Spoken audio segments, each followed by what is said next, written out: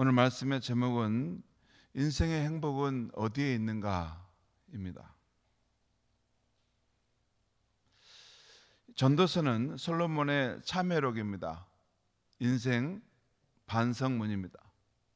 오랫동안 인생을 살아온 사람이 지금까지 걸어온 삶의 여정을 돌이켜보는 회고록과 같은 분위기가 전도서에 담겨 있습니다. 특별히 전도서 2장에 그런 분위기가 있습니다. 오늘 본문 1절 말씀을 보겠습니다. 나는 내 마음에 이르기를 자 내가 시험 삼아 너를 즐겁게 하리니 너는 낙을 누리라 하였으나 보라 이것도 헛되도다. 여기서 나는 내 마음에 이르기를 이라는 이 말씀은 내가 내 마음에다가 스스로 말해 보았다는 것입니다. 자기 독백입니다. 그 독백의 내용은 아무개야 내가 시험 삼아 너를 즐겁게 해 볼 것이니 너는 낙을 누려봐라. 그러니까 자기가 자신에게 독백의 말을 하는데 자신에게 지금 말을 걸으면서 내가 시험 삼아 너 아무개를 즐겁게 할 것이니까 너는 한번 마음껏 낙을 누려봐라. 그렇게 했다는 것입니다. 여러분, 전도서 1장의 결론이 무엇입니까? 모든 것이 헛되다는 것이 아니었습니까? 전도서 1장 2절에 전도자가 이르되 헛되고 헛되며 헛되고 헛되니 모든 것이 헛되도다. 세상에서 하는 모든 일이 헛되고 하늘 아래 새 것이 없다는 것 아니었습니까? 그런데 전도서 2장 오늘 말씀에서 솔로몬은 그 허무한 인생살이를 극복하기 위한 노력을 시도해 보겠다는 것입니다. 인생이 허무한지는 알겠는데 그래도 내가 한번 시도해 보겠다는 것이에요. 어떻게 하면 이 헛된 세상살이를 극복할 수 있을까 하는 답을 찾기 위해서 자기 인생을 시험해 보겠다는 것입니다. 헛됨을 극복하기 위한 대안으로 오늘 솔로몬이 말하고 있는 것은 즐거움에 빠져 사는 인생을 시도해 보겠다는 것입니다. 그것이 바로 내가 시험 삼아 너를 즐겁게 하려니 너는 낙을 누리라 하였다는 것이죠. 그 말씀입니다. 세상에 너무 모든 것이 헛되고 헛된데 정말 그럴까?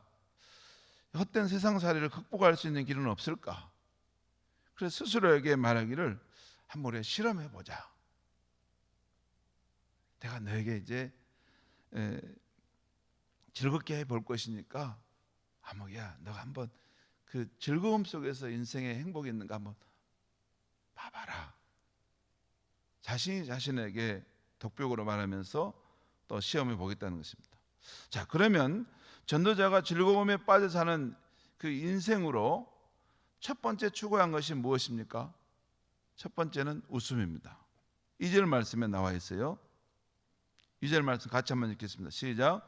내가 웃음에 관하여 말하여 이르기를 그것은 미친 것이라 하였고 희락에 대하여 이르기를 이것이 무슨 소용이 있는가 하였노라. 여기서 말하는 웃음은 그냥 웃음이 아닙니다. 우리가 생활 속에서 우리 어린아이들의 방긋 웃는 모습을 보고 우리가 환하게 웃지 않습니까? 또 어떤 사람의 선행을 볼 때 우리가 환하게 웃게 되지 않습니까? 그런 웃음을 말하는 게 아니고 웃음, 재미만을 쫓아 사는 삶을 말합니다.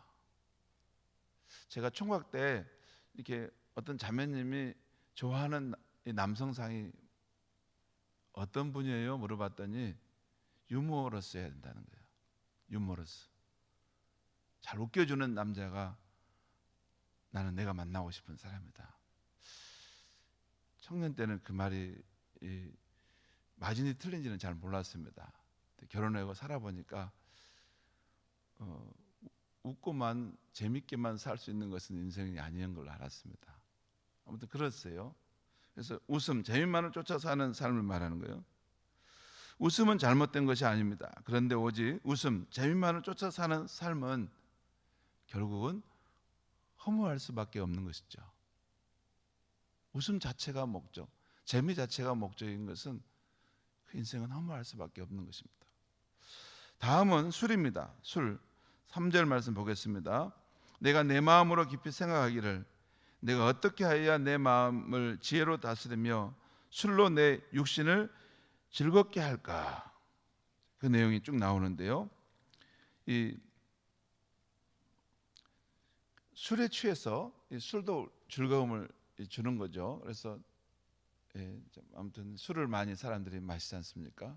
술을 좋아하고 인생에 이렇게 피곤하고 힘들 때 술을 마시면 이렇게 풀어집니다.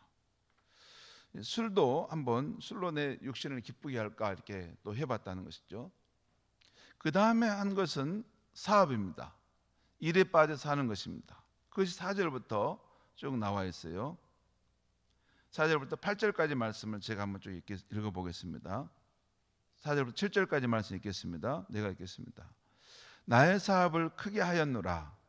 내가 나를 위하여 집들을 짓고 포도원을 일구며 여러 동산과 과원을 만들고 그 가운데 각종 과목을 심었으며 나를 위하여 수목을 기르는 살림에 물을 주기 위하여 연못을 팠으며 남녀노비들을 사기도 하였고 나를 위하여 집에서 종들을 낳기도 하였으며 나보다 먼저 예루살렘에 있는 모든 자들보다도 내가 소와 양떼의 소유를 더 많이 가졌으며. 여러분, 워커홀릭이라는 것이 있습니다. 워커홀릭. 일에 빠져 사는 사람입니다. 그러니까 그 사람은 일밖에 모르는 사람이죠. 솔로몬이 성공을 위해서 워커홀릭에 빠져보았다는 것입니다. 그리고 그로 인해서 큰 성공도 거두고 많은 성공을 얻었다는 것이죠. 또 8절 말씀 보겠습니다. 8절 말씀. 은금과 왕들이 소유한 보배와 여러 지방의 보배를 나를 위하여 쌓고 또 노래하는 남녀들과 인생들이 기뻐하는 처첩들을 많이 두었느라. 또 솔로몬은 재물의 많음에도 뭔가 재물을 많이 소유하는 것에도 빠져보았다는 것이에요. 이것저것 다 쌓아놓고 살아봤다는 것입니다. 또한 인생들이 기뻐하는 처첩들을 많이 두었느라. 여자들도 많이 사귀고 여자에게도 빠져 성적 탐욕 속에 살아봤다는 것입니다. 10절 상반절을 보겠습니다. 무엇이든지 내 눈이 원하는 것을 내가 금하지 아니하며 무엇이든지 내 마음이 즐거워하는 것을 내가 막지 아니하였으니. 참 솔로몬은 대단한 사람입니다. 사람으로서 어떻게 이렇게 제한 없이 자기 원함대로 살 수 있을까? 여기 보면 우리 인생들 가운데 누가 과연 내 눈이 원하는 것을 금하지 않고 내 마음이 즐거워하는 것을 막지 않았다. 그럴 만큼 많은 권세와 큰 권세와 많은 재물과 또 모든 것을 가진 사람이 세상에 어디 있겠습니까? 근데 솔로몬은 제한 없이 자기가 원하는 대로 다 한번 해봤다는 거예요. 또 그럴 능력이 있었다는 것입니다. 아무튼 그렇게 살았는데 그 인생 결론이 무엇이라고 말씀하고 있습니까? 11절 말씀 보겠습니다. 11절 말씀 같이 읽겠습니다. 시작. 그 후에 내가 생각해 본즉 내 손으로 한 모든 일과 내가 수고한 모든 것이 다 헛되어 바람을 잡는 것이며 해 아래에서 무익한 것이로다. 여러분, 이렇게 보통 사람이 또 이렇게 생업에 쪼들린 사람이 이런 말씀을 하면 별 의미가 없습니다. 근데 큰 권세와 큰 보화와 은금과 가질 수 있는 것을 모든 것을 가진 부귀영화를 가진 사람이 내가 인생을 살아보니까 그렇게 사는 인생의 결론이 이럽디다 라고 하면 그 말은 그의 경험에서 나오는 실제 말이지 않습니까? 솔로몬이 그렇게 살아온 삶을 가만히 생각해 보니까 인생을 살고 나서 뒤돌아봐서 생각해 보니까 내 손으로 한 모든 일과 내가 수고한 모든 것이 다 헛되어 바람을 잡는 것과 같고 무익한 것이다. 아무 유익이 없는 것이었다는 것을 알게 되었다는 것입니다. 성도 여러분, 오늘 솔로몬이 자신의 인생의 낙을 위해서 웃음, 술, 사업, 재물, 여자에 빠져 살았는데 왜 이렇게 허무한 인생이 되었습니까? 왜 그랬을까요? 오늘 본문을 잘 보면요, 솔로몬이 내 육신을 위해서, 내 사업을 위해서, 또 나를 위해서라는 나라는 말이 계속 나오고 있습니다. 오늘 본문에 보면 여러분 한번 보시죠. 6절 한번 보십시오. 6절에도 보면 거기 뭐라고 나옵니까? 나를 위하여라는 말, 나를 위하여 수목을 기르는 살림의 물을 주기 위하여, 여기 나를 위해서란 말이고, 7절에도 중간에 남녀노비들을 사기도 하였고 나를 위하여, 또 8절에도 여러분 중간에 나를 위하여 쌓고 또 노래하는 남녀들과 또 이렇게 나와요. 그러니까 내 육신, 내 사업, 나를 위해서라는 거예요. 한마디로 나의 즐거움만을 위해서 살았기 때문입니다. 자기 행복, 자기 만족만을 쫓아서 살았기 때문입니다. 그가 웃음이라는 것은 현대인의 표현을 말하면 재미입니다. 재미가 있어야 된다는 거죠. 모든 거. 그러니까 이 재미, 술, 사업, 재물, 처첩을 둔 것도 자기 만족만을 위해서 자기 쾌락만을 쫓아서 한 것입니다. 그런데 그렇게 살아보았던 결과가 무엇이었는가? 다 헛되어 바람을 잡는 것이었고 무익한 것, 실상 자신에게 아무 유익이 되지 않았다는 것입니다. 오늘 결론에서 솔로몬이 말하려고 하는 것은 허무한 인생살이를 극복하기 위한 방법은 자기 만족, 자기 행복만을 추구하는 데 있지 않다는 것을 분명하게 말씀하고 있는 것이에요. 내가 만족하고 내가 행복을 누리고 내가 기쁨을 누리는 것, 이것이 우리 삶에 이게 정말 필요한 거라고 우리는 생각하는데, 거기에 몰두하는 것이 오히려 행복을 잃어버리게 하는, 방향을 잃어버리게 하는 것이 된다는 것입니다. 그래서 허무한 인생살이를 극복하는 방법은 어디에 있는가? 첫 번째는 자기 만족, 자기 행복, 자기 문제에만 함몰된 인생에서 나오라는 것입니다. 여러분, 삶이 힘들고 좀 어렵다고 자기 안에 갇혀 있는 분들이 계세요. 자기 문제를만 늘 보는 사람이 있어요. 모든 것을 자기 이익의 관점에서만 생각하는 그런 것이 있어요. 근데 그 자기로부터 자기 만족, 자기 행복을 추구하는 것부터 나와야 된다, 빠져나와야 된다는 것입니다. 다음으로 영원한 진리인 성경에서 창조자 하나님이 말씀하신 우리의 삶의 목적과 의미가 무엇인지를 알아야 한다는 것입니다. 여러분, 인생은 그 첫 기본 전제가 피조물입니다. 우리는 스스로 존재하는 자존자가 아닙니다. 제가 말씀드렸죠. 자존자라는 것은 자기가 태어나는 시기와 자기의 죽음의 시기를 스스로 결정할 수 있어야 합니다. 그게 자존자입니다. 그렇지 않고는 다 피조물입니다. 우리 인생 가운데 그런 사람 아무도 없습니다.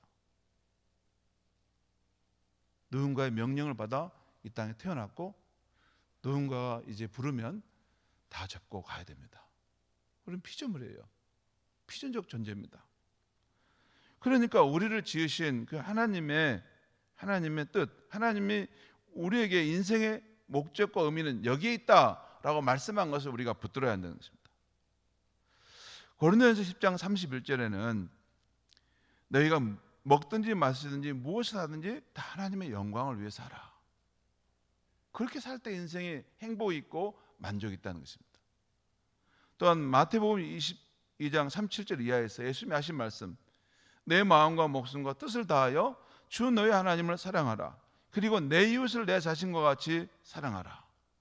그러니까 하나님의 영광을 위한 삶이 무엇인가? 마음과 목숨과 뜻을 다해 주 너희 하나님을 사랑하는 삶을 사는 것이고, 또 내 이웃을 내 자신같이 사랑하는 것이 하나님의 영광을 위한다는 것입니다. 바로 여기에 우리 인생의 보람과 의미, 행복이 있다는 것입니다. 또한 로마서 14장 17절에 나온 대로 하나님의 나라는 먹는 것과 마시는 것이 아니요 오직 성령 안에 있는 의와 평강과 기쁨이라 하는 말씀대로 우리 인생의 참 행복과 평안은 성령 안에서 주와 동행하는 것이고 하나님 나라와 그의 의를 추구하는 그 삶에 있다는 것을 알고 그렇게 살아가야 한다는 것입니다. 여러분, 이 자기 행복, 자기 만족을 추구하는 사람은 쌓아놉니다. 이게 나를 위해서 더 이렇게 만족을 줘야 되니까 쌓아놉니다. 그런데 하나님을 사랑하고 이웃을 사랑하는 사람은 그걸 나누려고 합니다. 베풀려고 합니다. 여러분 가끔 보면 이렇게 가을에 추수가 끝나면 그 거둔 수확물을 가지고 혼자 다 먹지 않고 이웃에게 나누어주는 사람이 있어요. 저에게도 나누어주는 것이 있어요. 목사님, 이번에 우리가 수확한 것입니다. 그 중에 일부를 목사님께 드립니다. 저한테만 주었겠습니까? 다른 이웃들에게도 그 수확물을 나누어줬죠. 근데 그 수확물을 나누어주는 사람의 마음에 기쁨이 있는 모습을 느꼈어요. 가끔 여러분 길을 가다가 이렇게 그런 걸 느끼는데 그 어느 집 앞에 이렇게 예쁜 꽃들을 심어 놓으신 분들이 있어요. 그 집 보니까 안에다 심어 놓으면 되고 그 앞에다 조금만 심어 놓으면 될 텐데 그 집 앞에 길 가는 곳에 쭉 심어 놓은 사람이 있어요. 그러면 거기를 지나가면서 그 꽃을 볼 때 우리 기쁘잖아요. 예쁜 꽃을 볼 때 이렇게 예쁘구나. 근데 그 주인은 그걸 베풀고 나누는 것이죠.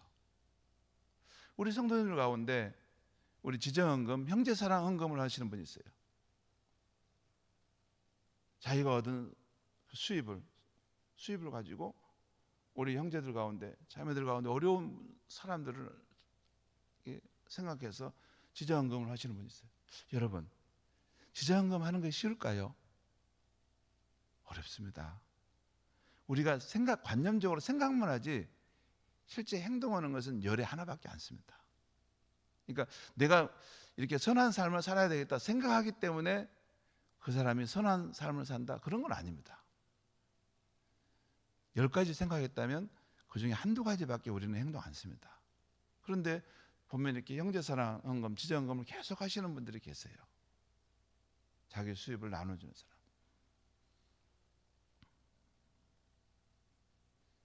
여러분, 인생의 행복은 자기 만족, 또 자기만을 위해서 사는 삶에 있지 않고 하나님 말씀하신 대로 그 하나님을 사랑하고 이웃을 사랑하는 것인데 자기가 가진 것들을 나누고 베푸는 삶 속에서 특별히 어려운 사람들, 특별히 힘든 사람들에게 자기 물질을 주고 시간을 주고 마음을 주는 것.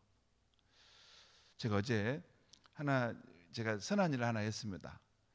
우리 집에서 우리 둘째 딸이 이제 지금 빨리 학교를 가야 되는데 자기 중요한 것을 잃어버렸다고 했어요. 그래서 이제 제가 어떻게 할까? 평소에는 항상 저 중심으로 제가 사는데 아빠는 목사님이니까 바쁘다, 그러니까 나를 좀 도와주라 이렇게 했는데 어제 월요일 날 마침 쉬는 날이어서 반드시 내가 우리 딸을 위해서 이걸 찾아줘야 되겠다. 그래서 내가 심혈을 기울여서 한 거의 15분 이상을 막 다 찾아주었습니다. 그러니까 딸이 너무 좋아하고 학교를 갔어요. 시간도 자기를 위해 쓰는 것이 아니죠. 이웃을 위해서 남이 필요할 때 나를 좀 도와주세요라고 할 때 그때 시간을 내서 그를 도와주고 이렇게 하면 말할 수 없는 기쁨이 우리에게 있습니다. 여러분, 인생의 행복은 어디 있는가? 자기 안에 나는 아직 부족해, 나는 아직 채워지지 않았어, 그것을 자꾸 그걸 추구한다고 해서 인생의 행복이 있는 게 아니고 더 날아갑니다. 오히려 베풀고 나누고 그것을 남을 위해서 드리는 것 속에서 하나님이 우리 인생이 행복하도록 그렇게 설계해 놓으셨습니다. 오늘 하루도 하나님과 함께 살면서 하나님을 사랑하고 또 이웃을 사랑하는 그런 귀한 삶 하루가 될 수 있기를 바랍니다. 기도하겠습니다. 하나님 아버지, 우리는 참 생각이 단순합니다. 우리는 넓게 또 크게 보지 못할 때가 많습니다. 우리는 내게 행복이 없다고, 내가 만족할 수 없다고 늘 내 중심에 나 자신만을 붙들고 살 때가 많습니다. 하지만 오늘 솔로몬을 통해 하나님이 밝혀주신 말씀대로 진정한 인생의 행복은 자기를 벗어나 우리를 지으신 하나님과 또 이웃을 향해서 사랑의 관계를 맺으면서 사는 것임을 일깨워 주시니 감사합니다. 무엇을 내 안에다가 가두어 주려고 하지 말게 하시고, 작은 것이라도 이웃과 또 내 주변에 있는 필요가 있는 사람들과 베풀고 나누는 삶으로 하나님이 지으신 우리 인생의 기쁨과 행복을 누리며 살아갈 수 있게 하여 주시옵소서. 예수님의 이름으로 기도하옵나이다. 아멘.